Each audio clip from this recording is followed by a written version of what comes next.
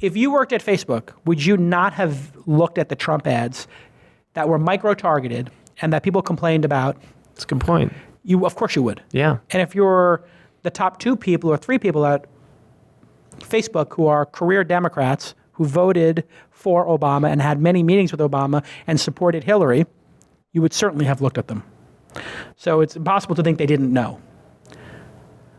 Then they spent $150 million, $250 million on ads. Where'd the money come from?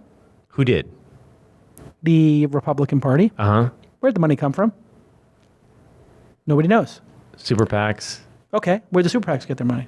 No, I get it. Who knows? Yeah, it's impossible. Okay, now, what if the super PAC got their money, in part, through these $10 million, $20 million Russian consulting deals or apartment sales? What if the Russians stole databases of Americans that helped with the targeting at Cambridge Analytica that built a 250 million person database of Americans that's never been collected before? Do you have anything to back this up, or is this just your Jason Bart analogy? I have I don't mean to get all Alex Jones, but if you look at that series of observations, and then add to that the observation of Zuck, Cheryl, and everybody at Facebook would not pick a side. They didn't pick a side? They did not publicly come out for Hillary. Really? You cannot find one example of them going out. I'm sure they donated to Hillary. I'm sure they held fundraisers very quietly. They did not publicly go against Trump until after the election. And Zuckerberg just stood up to him over the Paris Climate Exchange, which is kind of the first time he's really stood up to him. Do you think that's because they kind of have to play the neutral card, being Facebook? Right. So I think that's exactly right. They probably said, as a platform, we can't be anything but neutral.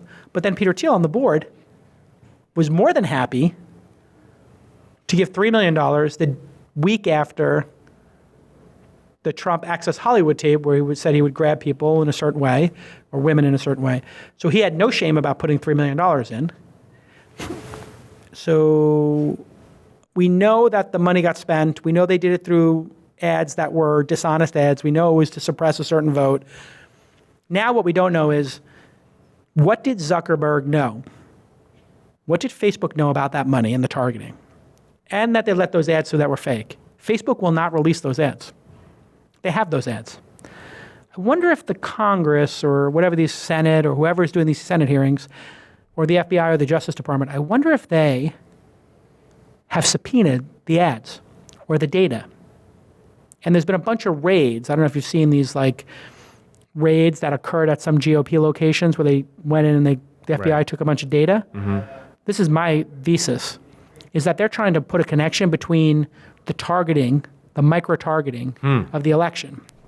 If this is all true, and Facebook has been subpoenaed for this information, Zuckerberg would look as if he has sold out the American Republic to the Russians. What would you do if you had that kind of massive blowback about to blow up in your lap? I would go on a tour of America and try to connect with the American citizens and be a patriot, and I would find God real quick. Which he suddenly, as an atheist, found God, which we know is complete bullshit. I didn't know that where was the God-related post? Zuck said he has found God after having a child and being married, and he's now believes in a higher being. He literally made a point as PR people of putting that out there as he went on the story, that he's a God-fearing man. Well, it also sounds like someone that's preparing for office, though. Of course, right. I mean, Hillary Clinton was anti-gay marriage. Right. People forget that. Right. It's like, well, you can't be president if you don't, But yeah, he found God. He posted on Facebook about it.